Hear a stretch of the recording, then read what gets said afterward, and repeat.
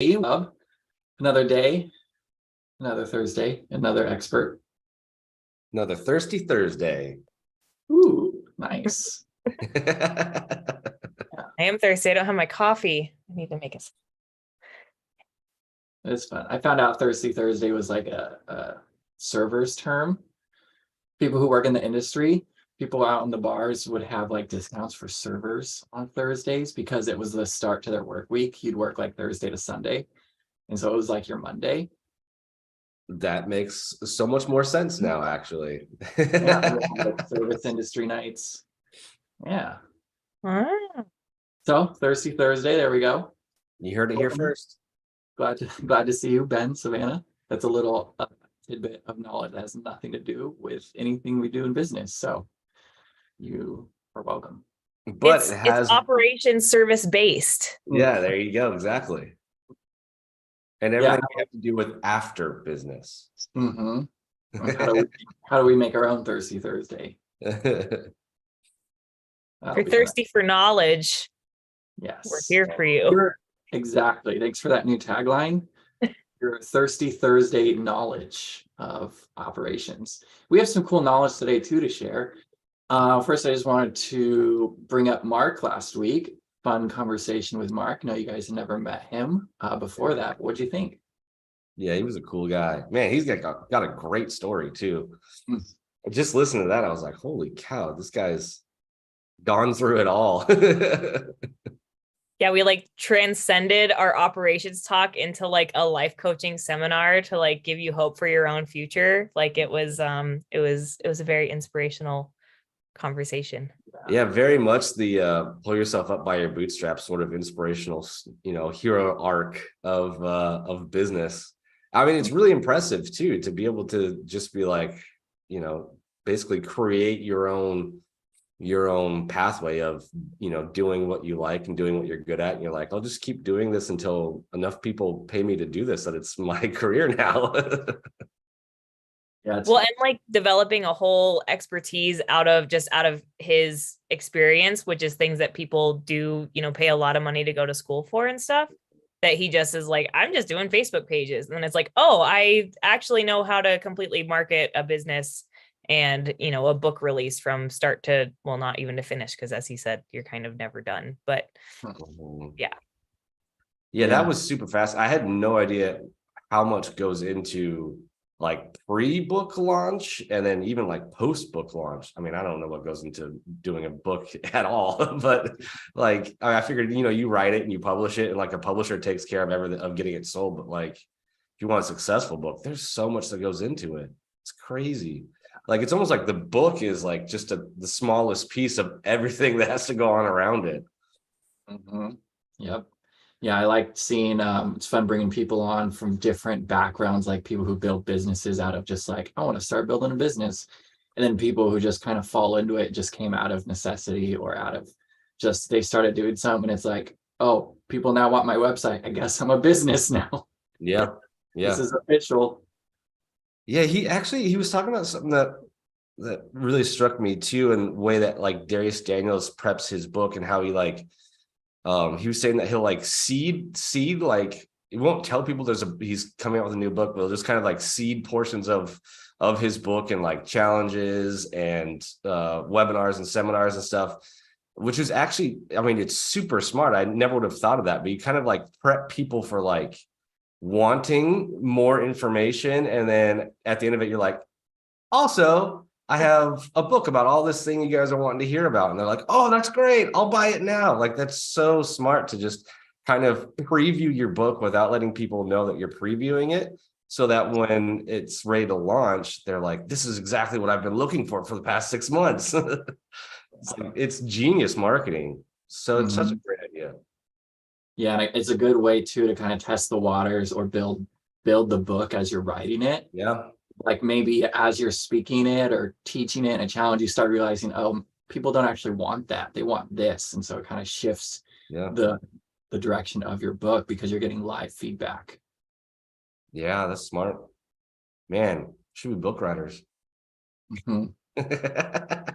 Yeah, it's been fun learning more about book writers with John Acuff's team too. And and some of the people we've brought on with his team. And yeah, it's a cool market right now, and how hard he has to, try to be a person before he can have a successful book. Like, you need a following. They need to see this background behind you.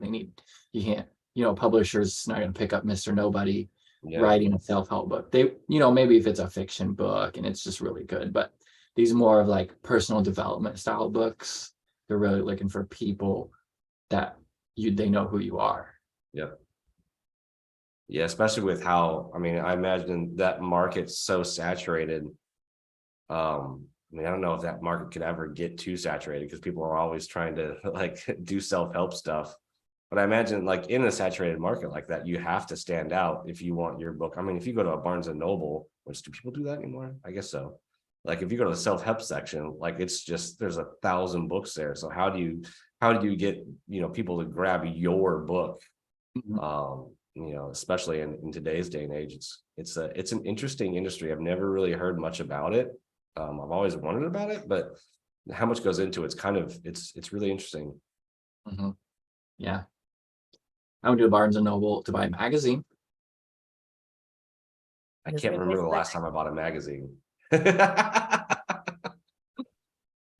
There's some really good ones, but the really good ones cost a lot. Yeah. Mhm. The ones that I want are usually like $12 an issue, and I'm like, I don't want to spend $12 for a magazine.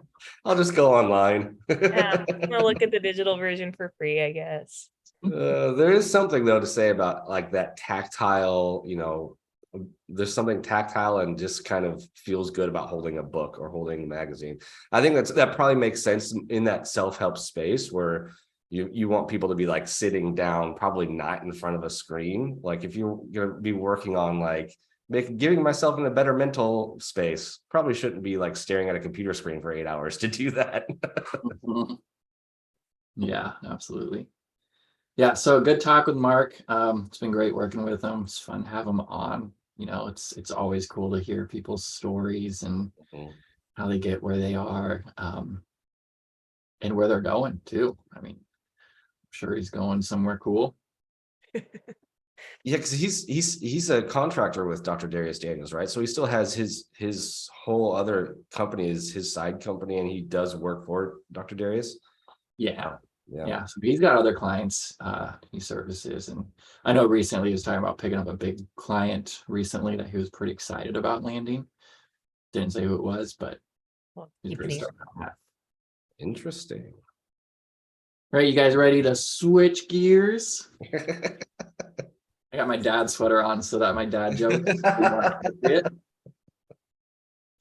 Just so you know. Let's switch it. All right, switching gears now. I heard of a cool tool. You guys like cool tools? Love cool tools. Love cool tools. Yeah. In a world of tools, it's fun to find the cool tools. I found a cool tool recently working with Caleb at Immutable, who's been on the show. Awesome guy. Doing a lot of website design, not just that though, incorporating the whole marketing side, but the flashy front end with the copy, with some back end, with marketing advice, all that awesome stuff over there at Immutable. Great people.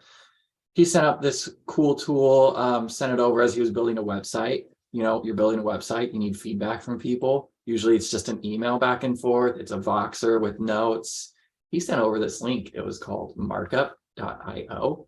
And it was a link to the website in an interface where you could view the website, leave comments on any part of the website, and have collaboration. So instead of, you can't point to the screen, email somebody, you got 3 inches low on the right. We need to change that facing. Like that's not working. Plus, you're not in person. So this tool allows you to actually pinpoint what you want changed and where, who made the request. You can have comments, you can have feedbacks, you can have collaboration on the request. So I'm just going to show you here. And then Savannah also learned some even cooler follow-ups on that. Awesome. You guys see my markup screen? I see it. Yes. So a better way to collaborate, which at the Collaborate team, we're always looking for. Pretty cool.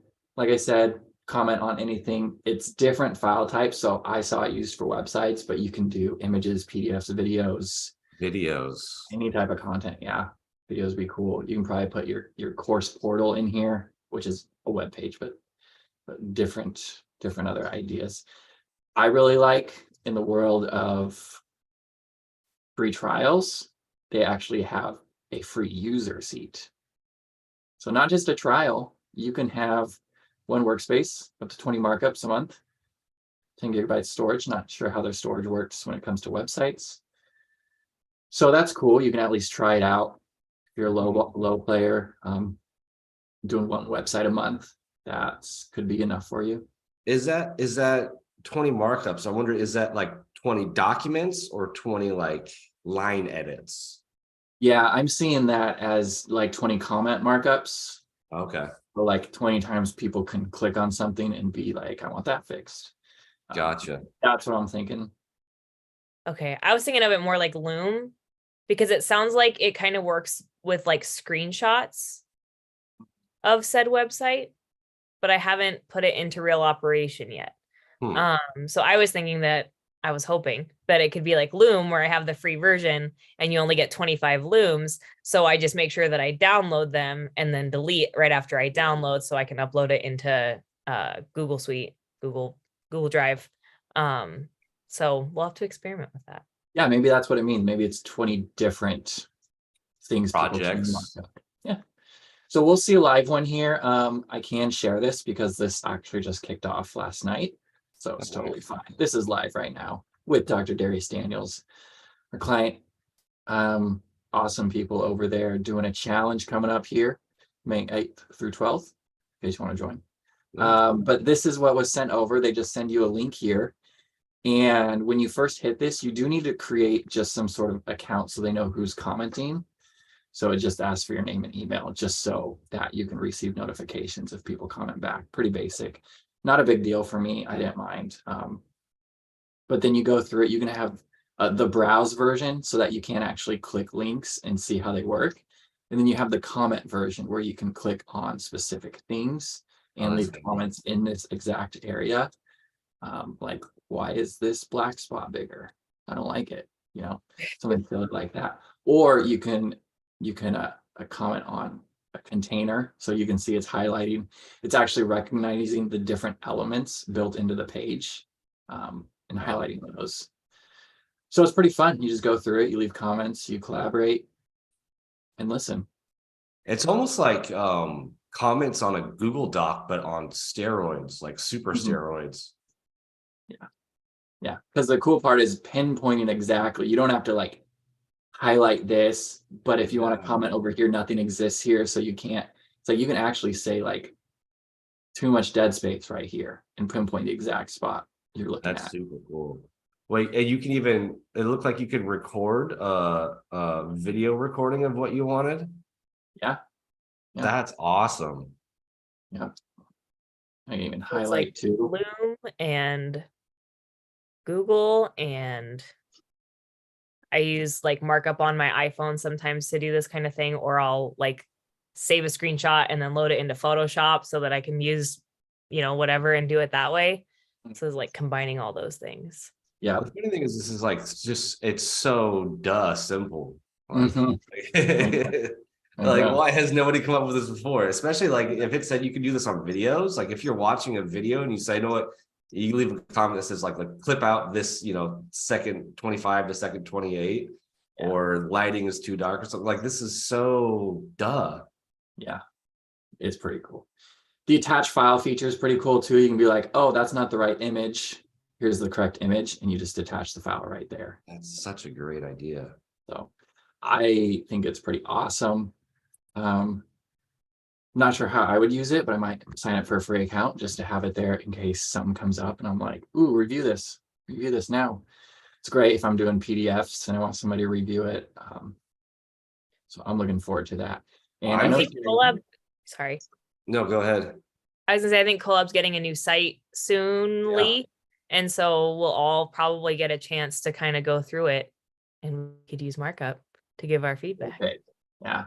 Yeah, I was gonna say Aaron just pushed over a small project to me, wanted me to quality control one of the funnels.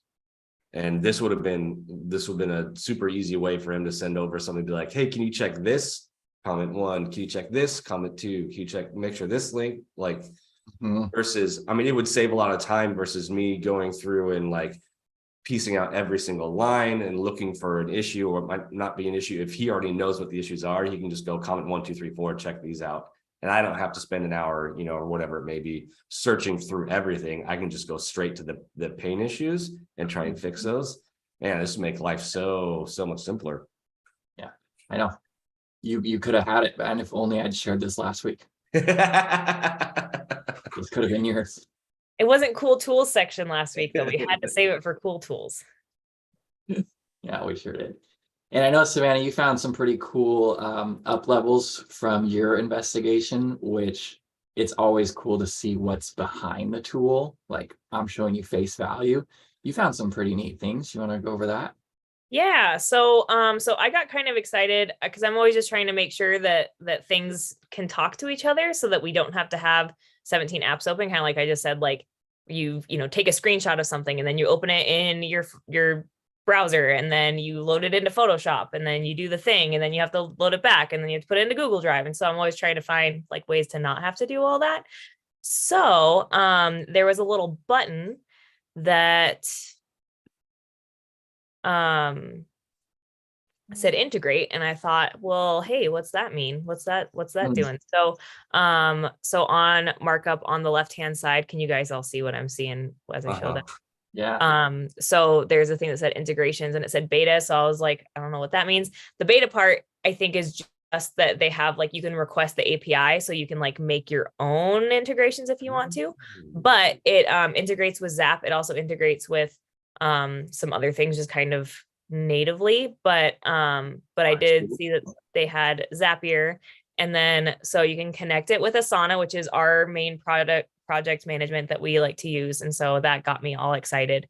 And then so you have a couple of options on, like, even if you wanted it to update every time that like a comment gets resolved or a comment gets created or something gets replied. I just chose markup created because it seemed like the most basic one. And then you have all of these things that it can do that it can tell Asana when you create your markup. So you can attach files, duplicate a task, create a project, create a section in for a project, subtasks, like look at all these things that you can do. Wow. When a markup's created. So I'm also excited by that, just because most of the things that I'm doing, like even visually, is in Asana, and there's a lot of back and forth that happens where I'm just constantly having to re-upload like the newest version of whatever I've edited. And so I feel like with using markup and integrating it that way, that could potentially save us a lot of that back and forth. Yep. So yeah, I'm even just thinking of like back to like Aaron sending me like QC, like if he had this integration and he was using markup on one of our funnels, he could just go in and mark up and say, hey, FYI, Ben, you've got some new tasks, because it would have created these markups as tasks for me in my Asana. So I can just go in and start banging out, okay, there's a problem at this point I need to fix, there's a problem at this point I need to fix, and just task him out. That's awesome. That's so much more efficient than like sending even 3 looms back and forth of like, what do you think about this? No, what do you think about this? No, what do you think about this? yeah, exactly. Yeah. So so that's pretty exciting. But there's other things, like if you're using Trello, it looks like you can just automatically sync it with that. Slack, Teams, Google Sheets. So those are all Zapier templates. But there was other, I guess right now the main ones that it does is Zapier and Slack. But that's also nice because we have a ton of clients that use Slack. And so if you can send a Slack notification, like I want to let Steven at Rainmakers know about markup, because they're constantly re-editing their content for new things that they add and everything. And so I feel like that'd be really helpful for their new content manager to have this tool and be able to communicate that. So then they can like let Steven know in Slack every time that they, update something. That could be just really darn cool. Mm-hmm. Time saver. So. Yeah, I really like the task management feature. Really helps when you've got that kind of first responder, but somebody else is doing the actual work. Mhm. Like you're sending the markup out to people, you're kind of collaborating with the relationship. If people have comments, it goes to a task that somebody else under you is working on. So you don't have to then relay information down or be like, hey, check this out. It's like you're in communication. They receive the task, they know what to edit, they hit done. You get notified it's done. So it really just kind of like streamlines a teamwork element of this, because we know that you're not always the one doing the changes. That might be somebody else doing the changes. You're just kind of managing the website build. All right, what do we got? We got the background here. So I was just showing other things that are in your dashboard, but yeah, so it looks like you can just kind of click and drag whatever you want and start working from there. So if I was more prepared, I would have brought in like an image or something and dropped it in, but yeah, I'm very excited about this. Yeah. I'm curious to see what the video function looks like, how markup, rolls with when you've got a video in line there. Kind of like Loom. Like I know with Loom, you can leave comments at certain, if you pause the video, you can leave a comment on a certain mark, but I wonder if markup goes above and beyond that. I'd be really curious. I might start a free trial for myself too. It's free forever, so you might as well. Yeah, hopefully it stays that way. You know how these platforms go, these .ios, they always suck you in with the free. There is always that. Midjourney revoked my free trial, and I'm very sad about. I mean, they revoked everyone's free trial, so it wasn't like I didn't do anything mean or scary, but I'm just sad that I only used it 3 times, and you get to use it 20 times before you have to start paying. So it's 17 times that I missed out on for free, and I don't really want to pay for it. So 17 times you could have been creating images about sharks walking on land with 2 tiny legs and stuff like that. That is what people were trying to use it for. But I have to tell you guys, so can I talk about a different cool tool that we talked about in previous times? Okay, so because I have Chat GPT, I'm in their free thing before they closed up, and then I had Midjourney, so I was all excited. I asked Chat GPT to write my daughter a bedtime story that's about her saving unicorns with her cat, who she has the power to turn her cat into a giant cat with wings that she can ride to go and save the day. And it wrote a legit awesome bedtime story for her that I need to do like a little bit of editing, but like barely anything. Like it like knocked it out of the park. And so I'm like, cool, did that. Now I'm going to go into Midjourney and use like my same prompts, and I'm going to make pictures for it so I can make a legit storybook and just print it at home, and then she could have this really cool storybook about her adventures with her cat Clark. And now I'm gonna have to draw the pictures myself because Midjourney now. Or you get with Dr. Darius Daniels' team and you get that book published. I am not an online personality that people are like rallying behind, though, like I complain a lot. So Not yet. Not yet. Not until they read your unicorn bedtime stories. Then you never know. I mean, you've got 3 dedicated followers at home. it's true. Somewhere. The next one I'm going to make is for, I'm going to make one for my nephew because his favorite animal is Thunderbirds. So I'm going to make one for him about Thunderbirds and his dog. I might, my wife actually has a subscription to Midjourney. I might see if I can steal it and do it as a cool tool at a later date, because it is fun to play around with.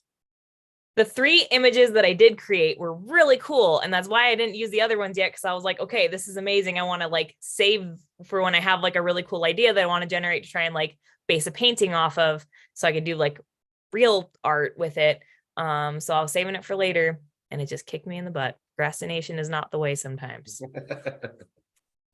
All right, so to give us a little bit of full transparency here, I am going to pull up a markup alternative.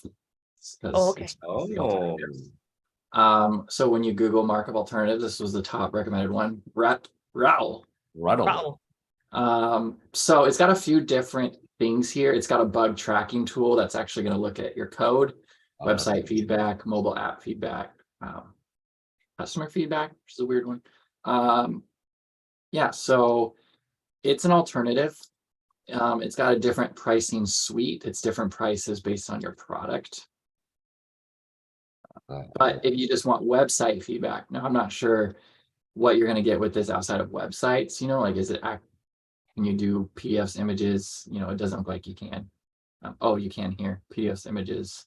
It does have video comments, attachments and comments. So it's comparable. I haven't seen it used yet, but just want to let everybody know. The There's customer function of that is pretty cool because you could have, if your company is if you're doing like software as a service, and so you're doing things with like apps and stuff that have the potential to break, and you want your customers to be able to report bugs back to you, like if you're rolling out something new, that could be really cool if you made that like a separate option where it's like reach out to our team or report a bug. Like if that was like an option in your widget or something, that could be a really cool ad. I like that. Yeah. So there's something else. I'm sure there's more. First one I pulled up. So obviously there's a market for it. So there's a That market bug tracking feature, I think itself could probably, I mean, if you're designing a lot, if you're in web development basically, and you're doing a lot of websites for clients, that could be a game changer. Yeah. That is nice. Yeah. In fact, they can read code and do all that. So do your research, see what's best for you. We just wanted to show off markup because that's what we've used. That's what I've used. That's what people sent me. But obviously there's lots of suggestions. Whatever's right for you is right for you. They're all right for different people. Just like sandwiches. Your editing software and your sandwiches, like there's different flavors out there. Well, not everybody's going to enjoy a bacon ketchup sandwich, which is a British That thing. would actually be my daughter's favorite. All right. Well, I would say if anybody's got any cool tools they want us to look at, you're listening in. We love looking at cool tools. Add them to our cool tool list. Leave a comment. Let us know what you've been using, what's cool about it. We'll check it out. Yeah. Are we sharing links to these things in the Facebook group, or should we? Probably should, yeah. Yeah. Let people know. Pretty cool. I'll look for 'em. I'll find them. Yeah, so next week we got another guest on, which is going to be pretty fun. I won't be there, but that's okay. But you two are there, right? Nice. Awesome. Well, we'll look forward to see you all again next week with our special guest. So thanks for joining in and enjoy your Thirsty Thursday. Thirsty Thursday.